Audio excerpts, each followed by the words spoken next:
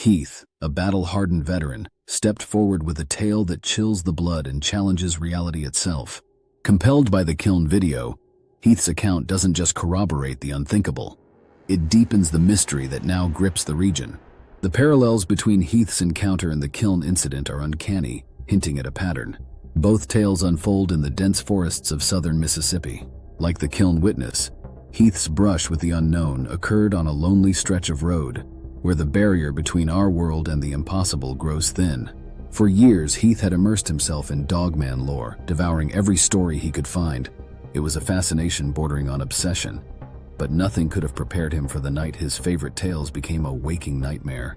Heath's nightmare unfolded on July 5th, just as Independence Day celebrations faded into memory. He and his girlfriend were driving down Old Kiln Road in Leetown, Mississippi, mere miles from where the Kiln incident took place. As they approached the intersection where Old Kiln Road meets Chester Lee Road, the night erupted into chaos. Without warning, a massive form erupted from the treeline, moving with impossible speed. It was moving cartoonishly fast, Heath recounted, his voice tight with the memory. If it hadn't been moving so fast, we would have hit it. It was that close. Its eyes blazed like twin infernos, reflecting an unnatural, piercing yellow in the headlights' glare. But it was the mouth that seared itself into Heath's memory, a maw filled with teeth that gleamed bone-white and deadly sharp. Those teeth, God, they were long, 4, maybe 6 inches, Heath whispered, the terror still raw in his voice. Like a crocodile's, but worse, much worse. The beast was built like a sprinter, all lean muscle and coiled power. A prominent hump rose from its back, adding to its alien appearance. In a blink, the creature crossed the road, its form a blur of dark fur and rippling sinew. As it reached the other side, it reared up on its hind legs, revealing its true, terrifying stature. Heath estimated its weight at a staggering 450–500 pounds. Heath, who had stared down death in combat, felt a primal fear grip him. I faced gunfire, but this... I froze. Completely froze. The creature's snarl cut through the night, a sound so menacing it caused Heath's girlfriend to jerk the wheel.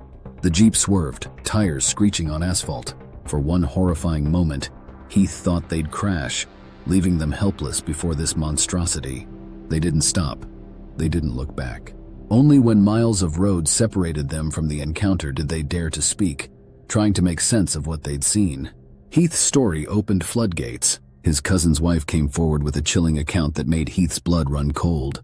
She saw it on the roof, Heath recounted, his voice barely above a whisper. It was a moonlit night and she went to close the curtains. That's when she saw it. A massive shape, crouched on the edge of the roof, staring right at her with those glowing eyes. She said it was so big it made the roof beams creak. When she screamed, it leapt off, clearing their entire yard in a single bound. They found claw marks on the shingles the next day. Others talked of eerie screams in the woods, of livestock found mangled in ways that defied explanation. The stories reminded Heath of old tales his Irish grandmother used to tell about the Fae, mischievous, often malevolent beings that live just beyond the veil of our world. What if, Heath mused, these dogmen are something similar, not quite flesh and blood, but not purely spirit either. Something in between. The impact of Heath's experience lingered long after that night. During a visit to his parents' house, Heath made a disturbing discovery. I found tracks, he said, his eyes wide with the memory. Not just any tracks. These were huge dog-like prints, but each one was the size of a teacup saucer. They led from the woods right up to the goat pen. What he found in the pen haunted him. One of the goats had been killed, its body thrown over the high fence with such force, it had nearly broken in two. No normal predator could have done that, Heath insisted. The region between Leetown, Kiln, and the vast Honey Island swamp became the epicenter of these sightings. This triangle of terror, with its dense forests and twisting waterways, provided the perfect hunting ground for creatures that shouldn't exist. Heath's military background and combat experience only served to highlight the otherworldly nature of the Dogman. I've had to defend myself with a firearm here in Leetown before, Heath admitted. But this, if I had a gun pointed at this thing and it charged me, I'm not sure if I could get a shot off. It was moving so quickly. As Heath's account intertwined with the Kiln incident and others, a chilling picture emerged. Something prowled the Mississippi backwoods, something that challenged the very laws of nature. For Heath, Jamie from Kiln, and the growing number of witnesses, the boundary between myth and reality had crumbled. Their experiences stood as a stark reminder that in the dark corners of our world, the unexplained still lurks, waiting to shatter our understanding of what's possible. The similarities in the accounts were striking. Both Heath and the Kiln witness described creatures of immense size and strength, with glowing eyes and a speed that seemed to defy physics.